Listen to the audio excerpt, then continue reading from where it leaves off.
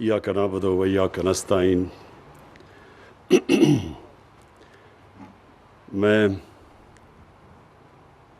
سب سے پہلے تو اسد عمر آپ کو اس پیکیج کی آج خراج تحسین پیش کرتا ہوں، کیونکہ بڑی دیر سے میں انتظار کر رہا تھا کہ ہم ایک ایسا پیکیج دیں گلگت بلتستان کو جو اس خطے میں صحیح معنی میں ڈیولپمنٹ لے کے آئے۔ تو یہ جو آپ نے جس طرح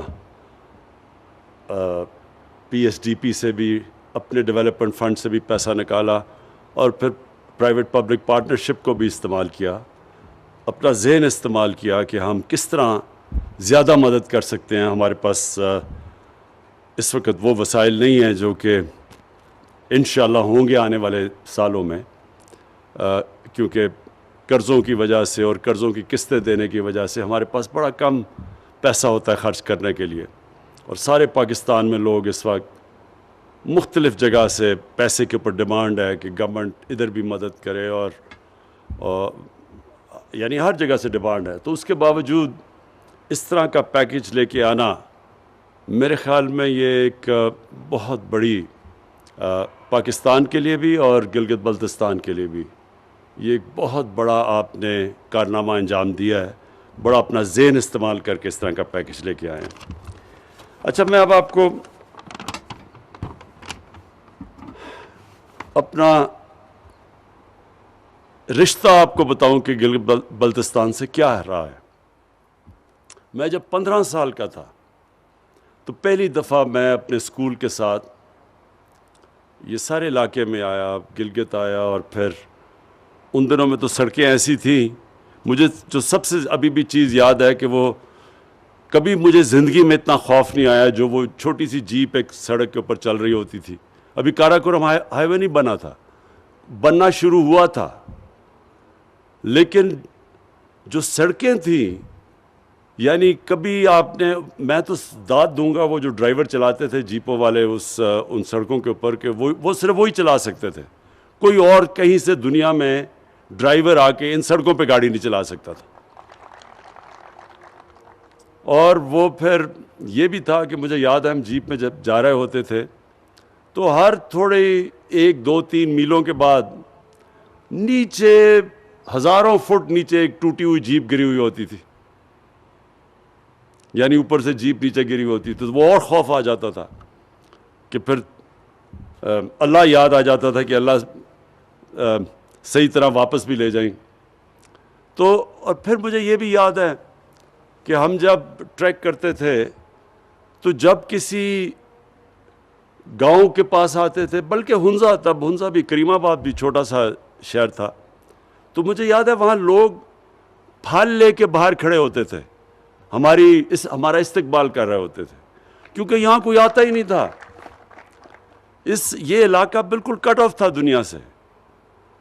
اور یہ جو آپ کہہ رہے ہیں نا کہ مختلف زبانیں ہیں ان علاقوں میں، کلچر مختلف ہے، وہ اس لیے ہیں کہ یہ سارے علاقے ایک دوسرے سے کنیکٹڈ ہی نہیں تھے، کیونکہ سڑکیں اتنی مشکل تھیں۔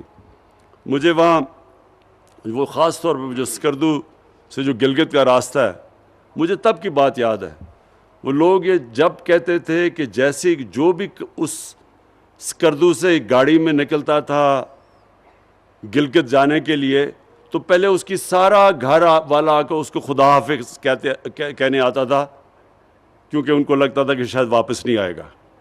یہ وہ سڑک تھی گلگت، ابھی بھی بڑی خطرناک ہے، اب ہم پیسہ خرچ کر رہے ہیں اس کو ٹھیک کرنے کے لیے۔ لیکن جب میں یہ علاقہ دیکھا، اس کے بعد میں دنیا میں گیا، باہر پڑھنے بھی گیا، پھر میں نے دنیا کے بڑے بڑے جو خوبصورت علاقے سمجھے جاتے تھے، سوئٹزرلینڈ، آسٹریا، ان سب علاقوں میں گیا۔ تو جب بھی میں گیا مجھے اس چیز کا فخر ہوتا تھا کہ میرے پاکستان میں ایک ایسا علاقہ ہے جو دنیا میں کوئی اس علاقہ اس کا مقابلہ نہیں کر سکتا، وہ میرا گلگت بلتستان ہے۔ اور اس کے بعد بھی ایک تو میں کرکٹ میں مصروف ہو گیا، گرمیوں میں باہر کرکٹ کھیلتا تھا۔ جیسے ہی میں باہر کرکٹ سے فارغ ہوا تو پہلی چیز میں نے کی، پھر واپس آیا اس علاقے میں، اور میرے آپ یقین کریں کہ پاکستان میں جو اپنے میرے دوست تھے لاہور سے، وہ آنا ہی نہیں چاہتے تھے. ان کو خوف تھا کہ پتہ نہیں وہاں جائیں گے، وہ عجیب سا، کسی نے کوئی اس علاقے میں آیا ہی نہیں تھا. تو میں اپنے باہر سے جو میرے دوست تھے، وہ میرے دوست آیا کرتے تھے یہاں میرے ساتھ. اپنے میرے جو لاہور میں بڑی مشکلوں سے کسی ایک آدھ کو کھینچ کے لاتا تھا، باقی یہاں سے آتے نہیں تھے. تو باہر سے جب لوگ آئے، میں آپ کو یقین دلاتا ہوں کہ ایک ایک میرا جو بھی باہر سے میرے دوست یہاں جب آئے، سب نے ایک ہی چیز کہی کہ اس سے خوبصورت دنیا میں کوئی علاقہ نہیں ہے. تو تب سے میں نے یہ سوچا کہ اللہ نے کبھی مجھے موقع دیا تو جب میں اس علاقے کے لیے کچھ کروں گا، میں صرف اس علاقے کی مدد نہیں کروں گا، میں اپنے ملک کی مدد کروں گا. اور میں نے آج سے 30 سال پہلے ایک کتاب، ایک یعنی کافی ٹیبل بک، جس کی تصویروں والی کتاب لکھی، انڈس جرنی اس کا میں نے نام رکھا. اور وہ جب میں نے یہ سارا علاقہ، دوسائے، اوپر سکردو، سارے علاقے میں ساتھ فوٹوگرافر کو لے کے گیا تصویریں لیتے ہوئے، تو جب وہ کتاب باہر میں نے جب پبلش ہوئی انگلینڈ میں، تو سارے لوگ دنگ ہو گئے کہ یہ بھی ہے پاکستان. یعنی شہروں کا تو پتہ تھا ان کو، لیکن پاکستان کے باقی علاقوں کو کسی کو باہر نہیں پتہ تھا. اور کتاب میں نے لکھی اس لیے کہ باہر کے لوگوں کو پتہ چلے کہ ہمارے ملک میں کتنی خوبصورت ہے. اور میں یہ بھی آپ کو بتا دوں کہ باہر کے لوگوں کی تو دور کی بات ہے، پاکستان کے لوگوں کو نہیں پتہ کہ یہ ملک کتنا خوبصورت ہے. ہمارے اپنے لوگوں کو نہیں پتہ. ہمارے حکمران ساری چھٹیوں کے اندر لندن جاتے ہیں، بچے ان کے لندن رہتے ہیں، ان کو کیا پتہ پاکستان کا. ساری پراپرٹیز ان کی باہر ہیں، یہ تو پھرے ہی نہیں ہوئے پاکستان میں. اس لیے انہوں نے کبھی اس ایریا کا سوچا ہی نہیں. سوچا اس لیے نہیں کہ دیکھا ہی نہیں انہوں نے. زیادہ سے زیادہ ایک جہاز میں آ کے یہاں گلگت یا ادھر سے چلے گئے واپس. یہ جو باقی سارا علاقہ ہے کسی کو تو پتہ ہی نہیں اس کا. تو جب ہماری حکومت آئی، تب سے ہمارا فیصلہ یہ تھا کہ ہم اس خطے کا جو پوٹینشل ہے اس کو اوپر لے کے آئیں. باقی ساری چیزیں ایک طرف، ہاں انڈسٹریل زون بھی ہونی چاہیے، لیکن انڈسٹریل زون بھی صرف ایک ایسی فوڈ پروسیسنگ انڈسٹری کی ہونی چاہیے. کیونکہ آپ کی جو قربانی ہے یہاں، یہ بھی میں آپ کو بتا دوں، دنیا میں میں نے کبھی اس طرح کی قربانی ٹیسٹ نہیں کی جو یہ اس علاقے میں ہے. سارے نگر، ہنزا، ایسی کتنی کہیں دنیا میں نہیں ایسی.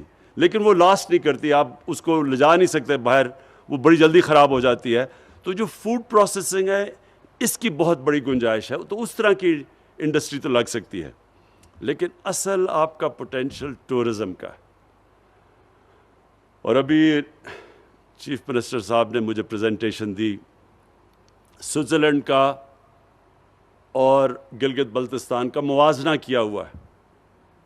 یہ دگنا علاقہ ہے سوئٹزرلینڈ سے، زمین میں یہ دگنا علاقہ ہے، یہ صرف جو گلگت بلتستان ہے. اس کے علاوہ اس علاقے میں جو پہاڑ ہیں، جو خوبصورتی ہے، وہ سوئٹزرلینڈ سے بہت زیادہ ہے.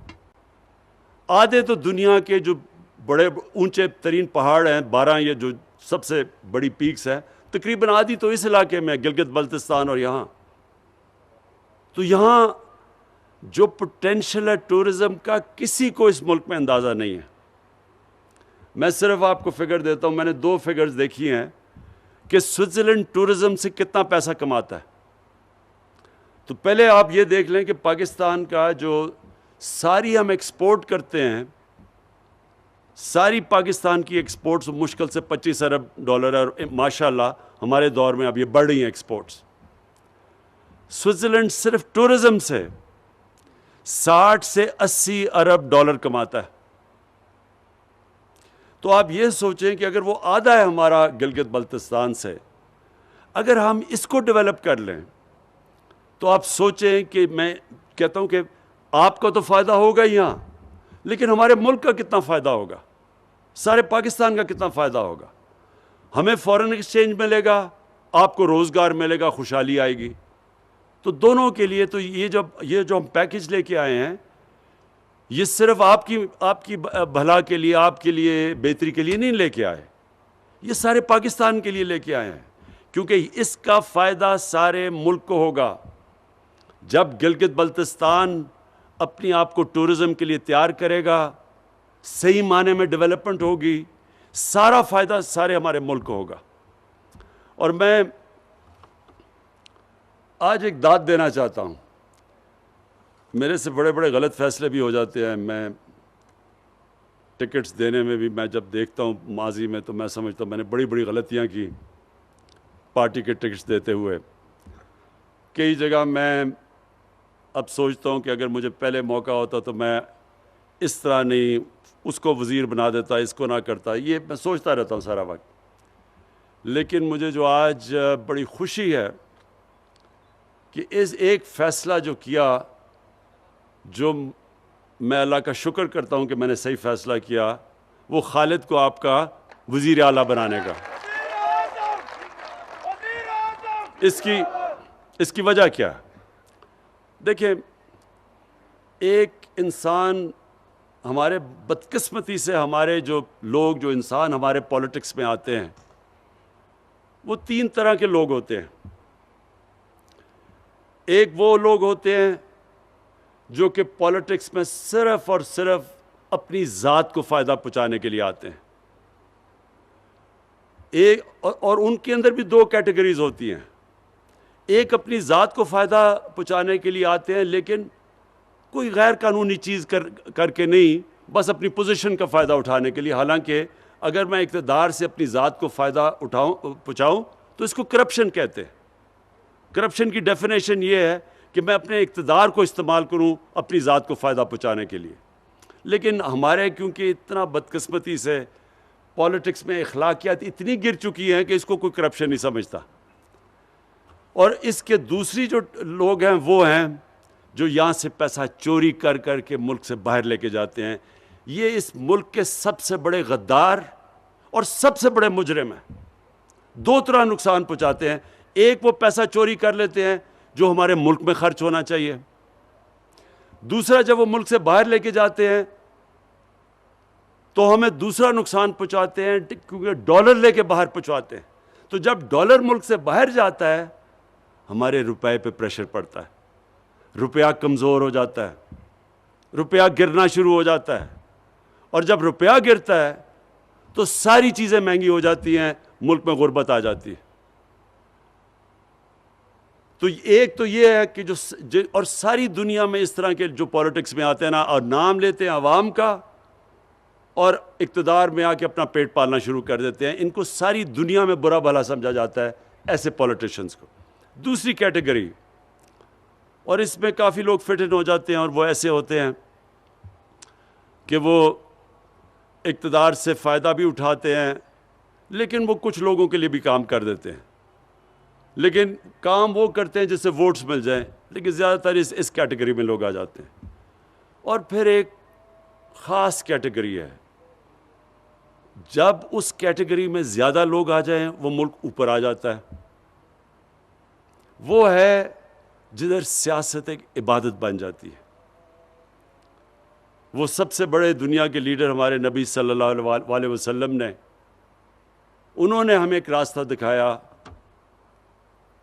کہ انہوں نے ان کی جو ریاست تھی، جو ان کا اقتدار تھا، وہ صرف اور صرف عوام کی بہتری کے لیے تھا۔ اپنی ذات انہوں نے بالکل بیچ میں سے نکال دی۔ تو جو بھی جیسے پہلے تو بہت ہی غریب تھے، امہ مدینہ کی ریاست میں بڑا برا حال تھا، لیکن جیسے جیسے پیسہ آیا وہ سارا پیسہ انہوں نے لوگوں کے اوپر خرچ کیا، نچلے طبقے کو اوپر اٹھانے کے لیے خرچ کیا، کمزوروں کے لیے، معذوروں کے لیے، بیواؤں کے لیے، یتیموں کے لیے۔ دنیا کی تاریخ کی پہلی فلاحی ریاست بنا دی، اور اپنے لیے کوئی محل نہیں بنائے۔ اسی مسجد نبوی میں جس دن پہلے دن مدینہ آئے تھے اسی میں رہے، سادگی میں زندگی گزاری۔ آج تک ہم ان کے لیے جان دینے کے لیے تیار ہیں، آج تک ہم ان سے اتنی عشق کرتے ہیں، ہمارے دلوں میں وہ بستے ہیں۔ ساری زندگی آنے والی دنیا کے لیے انہوں نے بتا دیا کہ اصل میں اقتدار جب آپ کو ملتا ہے تو کتنی بڑی ذمہ داری ہے آپ کی.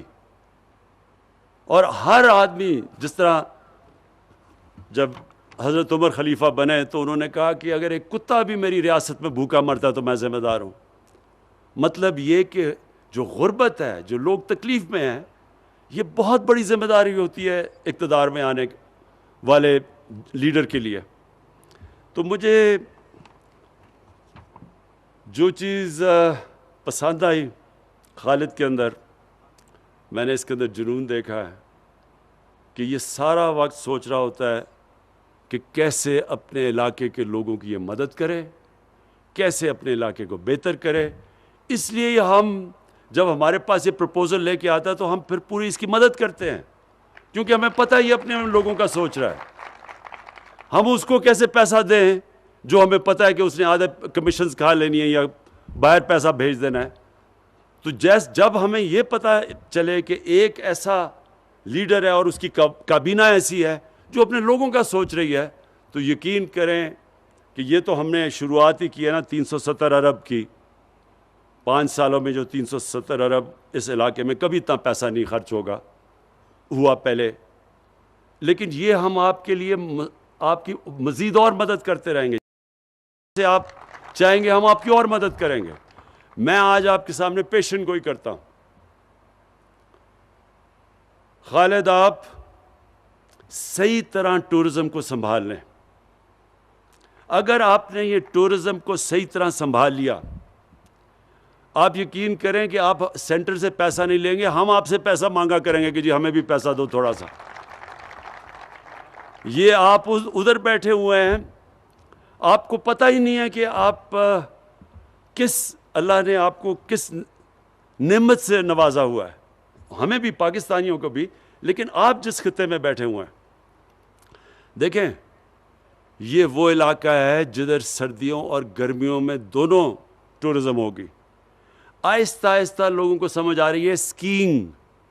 ٹورزم میں جو سوئٹزرلینڈ پیسہ بناتا ہے وہ زیادہ پیسہ اسکیئنگ سے بنواتا ہے.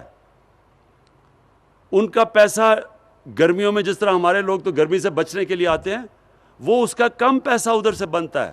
زیادہ پیسہ بنتا ہے جب وہ اسکیئنگ کے لیے جب لوگ آتے ہیں تو ان کے لیے جو وہ سروسز پرووائڈ کرتے ہیں, جو ہوٹلز بناتے ہیں, ادھر لوگ پیسہ خرچ کرتے ہیں. اس سے سب سے زیادہ فائدہ سوئٹزرلینڈ کو ہوتا ہے. تو آپ تو گلگت بلتستان میں ادھر بیٹھے ہوئے ہیں جدھر گرمیوں میں تو ویسے ہی سارے پاکستان نے یہاں پہنچ جانا ہے. وہ گرمی میں نیچے لوگ تو یعنی دعا کر رہے ہوتے ہیں کسی طرح یہ ٹھنڈے علاقوں میں آئے. تو پہلے تو آپ کو وہی فائدہ ہے, باہر سے ٹورزم آئے یا نہ آئے, پاکستان نے تو پہنچ ہی جانا ہے یہاں, جیسے جیسے آپ کی کنیکٹیوٹی بڑھتی رہے گی. اور یہ آپ نے بڑی اچھی بات کی کہ جب لاہور سے فلائٹ آئی اسکردو تو ہوٹلز میں جگہ ہی نہیں تھی. ویسے بھی اگر وہ نہ بھی لاہور سے فلائٹ ہے, ویسے ہی آپ کے ہوٹلز میں جگہ نہیں تھی. جب میں 3-4 سال پہلے اپنے بیٹوں کو لے کے آیا تھا یہاں, تو تب بھی آپ کے سارے ہوٹل بھرے ہوئے تھے.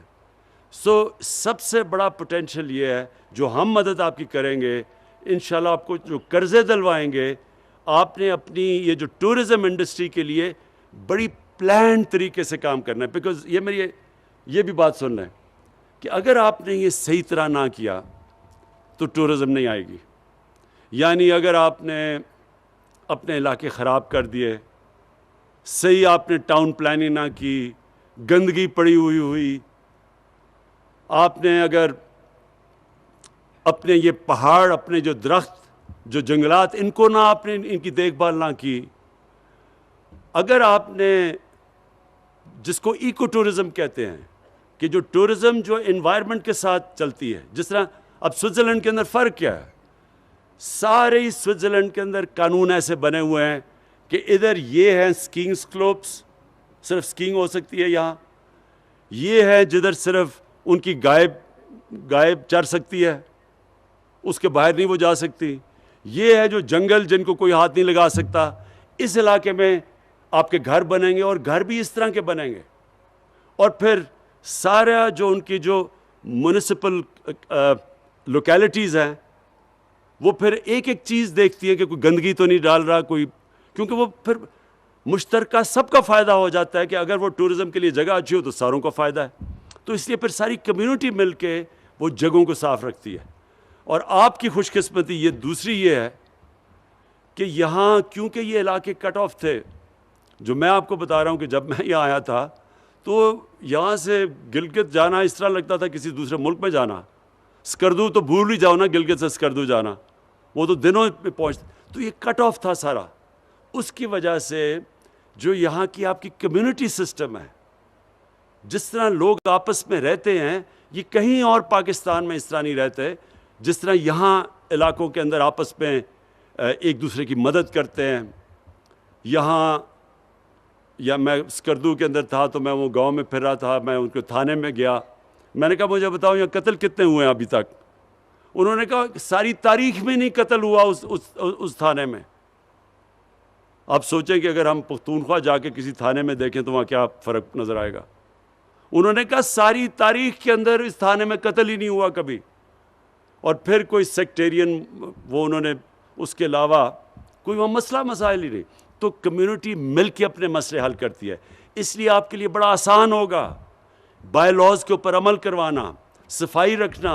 ٹورزم کے لیے آپ اپنے گاؤں کو اور اپنے جو علاقے ہیں ان کو بچا کے رکھ سکتے ہیں آپ، کیونکہ آپ کے پاس وہ کمیونٹی ہے. اور انشاءاللہ آپ کے جو لوکل گورنمنٹ الیکشن ہوں گے اس سے آپ ایک صحیح معنی میں ایک سسٹم بنا سکتے ہیں جو کہ اس سارے علاقے کو بچا سکتا ہے. اور ہم یہ جو پروجیکٹس ہیں، میں صرف آپ کے لیے یہ اناؤنس ضرور کرنا چاہتا ہوں، 370 ارب کا 5 سال میں پیکج ہے. ہائیڈل پاور جنریشن اور لوکل ڈسٹریبیوشن نیٹ ورک، اس کے لیے ابھی اسد عمر نے اناؤنس کیے سارے فنڈز. ٹورزم کے ساتھ کنیکٹیوٹی، جو کنیکٹیوٹی ہے وہ بڑا امپورٹنٹ ہے. اس میں جو ہم کوشش کر رہے ہیں اب آپ کے لیے آسان کرنے کے لیے، وہ جو بابو سر کی وہ جو ٹنل ہے جس سے سارا ایک اور مل جائے گا، یعنی اگر لینڈ سلائڈ بھی آتی ہے تو آپ کے پاس آلٹرنیٹو روٹ ہوگی. پھر یوتھ سکلز اور اسکالرشپس، یہ بڑا ضروری ہے اپنے نوجوانوں کے اوپر انویسٹ کرنا، ویلیو ایڈ کرنا. اور ہیلتھ، سارا جو آپ کا ہیلتھ سسٹم ہے اس کی سب سے زیادہ ضرورت ہے کہ اس کی اپ گریڈیشن کرنی. اور یہ جو ہیلتھ کارڈ انشاءاللہ آپ کے سارے شہریوں کے پاس جب آ جائے گا، یہ یاد رکھیں یہ ہیلتھ کارڈ ہیلتھ انشورنس نہیں ہے، یہ ایک ہیلتھ سسٹم ہے.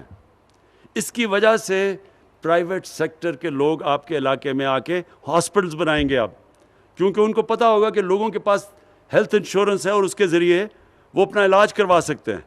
تو اس لیے یہ آپ کے لیے بہت بڑا ہیلتھ سسٹم کا اپ گریڈ ہے.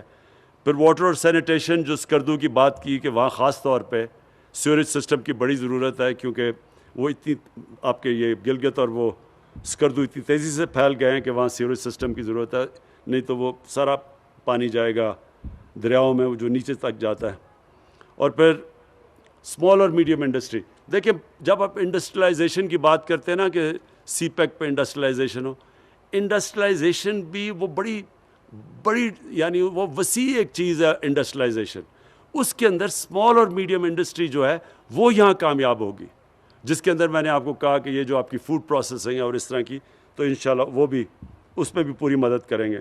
اور پھر جو آپ کا انفراسٹرکچر ہے اس کی ایکسپینشن، آپ کے ایئرپورٹس کو بڑا کریں تاکہ بالکل ٹھیک آپ کہہ رہے ہیں یہاں ڈائریکٹ اب اسکردو میں انٹرنیشنل فلائٹس آیا کریں گی. کوشش کرتے ہیں، مجھے گلگت میں کافی مشکل لگ رہا ہے لیکن ہم کوشش کریں گے کیسے آپ کی مدد کر سکتے ہیں کہ یہاں بھی فلائٹس ڈائریکٹ آ سکے. ابھی تک تو صرف اسکردو جا سکتی ہیں.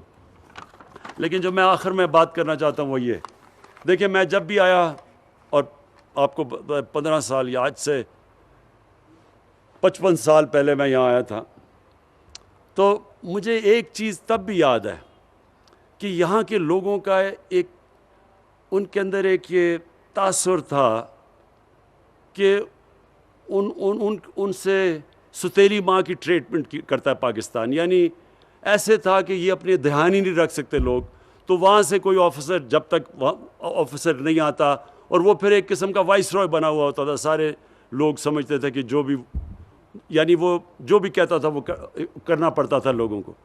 یعنی لوگ امپاورڈ نہیں تھے، لوگوں کے پاس اختیارات نہیں تھے. یہ مجھے تب سے یاد ہے کہ یہاں ضرور لوگ یہ کہتے تھے کہ جی یہاں بڑا ظلم ہوتا ہے، ہمیں وہاں سے بتایا جاتا ہے کہ ہم کیسے اپنے معاملات پہ کیسے ان کو چلائیں. یہ جو اور پھر جب سے اس کے بعد بھی میں 30 سال پہلے جب آنا شروع ہوا پھر سے، ہمیشہ مجھے یہ تھا کہ یہ ایک جو ہم اب تک جو سارا گلگت بلتستان کو سینٹر سے فیڈرل گورنمنٹ سے چلایا جا رہا ہے، یہ ایسے وہاں فیڈرل گورنمنٹ ایسے سمجھتی تھی کہ یہاں لوگوں کے اندر صلاحیت ہی نہیں اپنے آپ کو اپنے پیر پہ کھڑا ہونے کی، اپنے معاملے خود فیصلے کرنے کے لیے.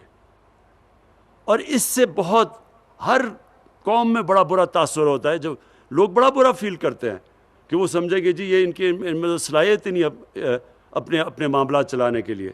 تو ہم نے یہ جو آپ قدم اٹھائے ہیں اور جو پروویژنل اسٹیٹس دیا پروونشل، یہ آگے سارے سٹیپس یہ ہوں گے کہ سارے فیصلے آپ کریں، آپ کے اوپر سارے اختیارات آپ کے پاس جائیں. آپ بہتر جانتے ہیں کہ آپ اس علاقے میں کس طرح کی ڈیولپمنٹ چاہتے ہیں، کون سی چیز پہلے چاہتے ہیں. اسلام آباد میں بیٹھ کے کیسے فیصلے ہو سکتے ہیں اس علاقے کے؟ تو یہ جو آپ کو اب جا رہے ہیں پوری طرح اختیارات دینے کے لیے، وہ انشاءاللہ اس کی شروعات ہو چکی ہے. اور پھر سے میں کہوں گا کہ بڑی خوش قسمتی ہے اس علاقے کی کہ ایک ایسا چیف منسٹر ہے جو پوری طرح کمیٹڈ ہے، اور ہم سب سمجھتے ہیں کہ اس میں قابلیت ہے کہ اب اپنا صوبہ چلا سکتا ہے. تو ہمیں کوئی ضرورت نہیں پڑی کہ ہم اسلام آباد سے اس کو ڈکٹیشن دیں کہ جی آپ یہ کریں وہ کریں، یہ اپنے فیصلے خود کرے. تو آخر میں صرف اب ایک چیز اور کہنا چاہتا ہوں. دیکھیں کہ ہم سب پاکستانی ہیں، اور ہم سب کو ایک چیز سمجھنی چاہیے کہ ایک ملک کبھی بھی ایک عظیم ملک نہیں بن سکتا جس ملک کے اندر انصاف نہیں ہوتا، قانون کی بالادستی نہیں ہوتی. یہ بڑا ضروری آپ کو اس چیز کو سمجھنا. خوشحالی اس قوم میں آتی ہے جس میں طاقت ہوتی ہے انصاف کرنے کی. اور قانون کی بالادستی کا مطلب کیا ہوتا ہے؟ یہ بھی ہم سنتے رہتے، قانون کی بالادستی، آئین کی بالادستی. قانون کی بالادستی کا صرف ایک مطلب ہوتا ہے کہ طاقتور کو قانون کے نیچے لے کے آنا، کمزور اور طاقتور قانون کے سامنے ایک برابر ہونا. جب ہماری نبی صلی اللہ علیہ وسلم نے کہا تھا کہ اگر میری بیٹی بھی جرم کرے گی تو اس کو سزا دی جائے گی، وہ بھی قانون کے اوپر نہیں ہے. اور پھر کہا کہ تمہارے سے پہلے بڑی قومیں تباہ ہوئیں، جس طاقتور کے لیے ایک قانون اور کمزور کے لیے دوسرا. یہ اپنے ذہن میں ڈال لیں کہ جو قوم جس میں اخلاقی جرأت نہیں ہوتی طاقتور کو قانون کے نیچے لانے کی، وہ کبھی خوشحال نہیں ہو سکتی. کیونکہ جو چھوٹا چور چوری کرتا ہے، وہ تو جس کی چوری کرتا ہے اس کو نقصان پہنچاتا ہے. لیکن جب آپ کے طاقتور چوری کرتے ہیں، ملک کے سربراہ، وزیر اعظم، وزیر، جب تکڑے لوگ، طاقتور لوگ چوری کرتے ہیں، وہ ملک کو تباہ کر دیتے ہیں. کیونکہ وہ جب چوری کرتے ہیں، وہ تو چوری کرتے ہیں اربوں میں. اب وہ جب اربوں میں چوری کرتے ہیں، وہ اربوں روپیہ اپنے بستر کے تو نہیں چھپا سکتے، لہٰذا اس کو ملک سے باہر بھیجتے ہیں. اور یہ ہمارا ہی نہیں، یہ ساری دنیا کے اندر غریب ملکوں کی یہی داستان ہے. جو دنیا میں مقروض اور غریب ملک ہے اس کو اٹھا کے دیکھ لیں، ان کے بھی طاقتور لوگ، ان کے وزیر اعظم، ان کے صدر، وہ ملک سے پیسہ چوری کر کے باہر لے کے جاتے ہیں. ان کے بھی بڑے بڑے محلات ہیں مغربی کیپٹلز کے اندر، لنڈن میں، نیو یارک میں، فرانس میں. تو جب تک ایک معاشرہ ان لوگوں کو قانون کے نیچے نہیں لے کے آتا، ان کا احتساب نہیں کرتا، چھوٹے چھوٹے لوگوں کا احتساب کرنا، پٹواریوں کا اور یہ تھانے دار، اس سے کوئی فرق نہیں پڑتا. ہماری نیب 20 سال سے چل رہی ہے، کیا کرپشن کم ہوئی ہے پاکستان میں؟ صرف اب نیب نے بڑے بڑے لوگوں کے اوپر ہاتھ ڈالا ہے. یہ صرف ہمارے دور میں، ہمارے دور سے پہلے کبھی نیب نے بڑے لوگوں کو ہاتھ نہیں ڈالا. اور یہ اب پاکستان کی انشاءاللہ ہماری خوشحالی کے لیے، ہمارے بچوں کے مستقبل کے لیے اب ایک ایسی سٹرگل اور جد و جہد چل رہی ہے. جب بھی ہم جیتیں گے طاقتور کو قانون کے نیچے لے کے آئیں گے. یہ وہ ملک بنے گا جو آج سے 70 سال پہلے بننا چاہیے تھا, جو آج سے 50 سال پہلے بن رہا تھا. یہاں تیزی سے ہم سارے علاقوں میں ہم سب سے تیزی سے اوپر جا رہے تھے. میں تو ایک ڈیموکریٹ ہوں, میں تو کبھی بھی کسی ڈکٹیٹر کی حمایت نہیں کر سکتا, لیکن مجھے افسوس سے کہنا پڑتا ہے کہ جو تب جس تیزی سے ڈیولپمنٹ پاکستان میں ہو رہی تھی, ہمیں یاد ہے وہ دن جس تیزی سے ہمارا ملک اوپر جا رہا تھا. اور وہ ہمارا ملک صرف اس لیے اوپر نہیں گیا کہ جو حکمران آئے انہوں نے بجائے عوام کا سوچنے کے اپنے پیسے بنانے شروع کر دیے. تو یہ ہے ہمارے اب اسٹرگل, اور یہ ہے جد و جہد. اور قومیں اپنی آزادی, اپنی خوشحالی جد و جہد کر کے لیتی ہیں. کبھی بھی ہم چپ کر کے بیٹھے رہے اور سمجھیں کہ آ کے کوئی قوم آزاد ایسے تو نہیں ہوتی. آزادی کے لیے قوم لڑتی ہے, جد و جہد کرتی ہے. یہاں بھی ایک کرپٹ مافیا بیٹھا ہوا ہے, اس کے خلاف اب اس سے آزادی لینے کے لیے پوری جد و جہد ہے. اور انشاءاللہ میرا یہ ایمان ہے کہ اللہ نے میری ٹریننگ ہی کروائی ہے مقابلے کے لیے, ان چوروں کو ہرانے کے لیے, انشاءاللہ.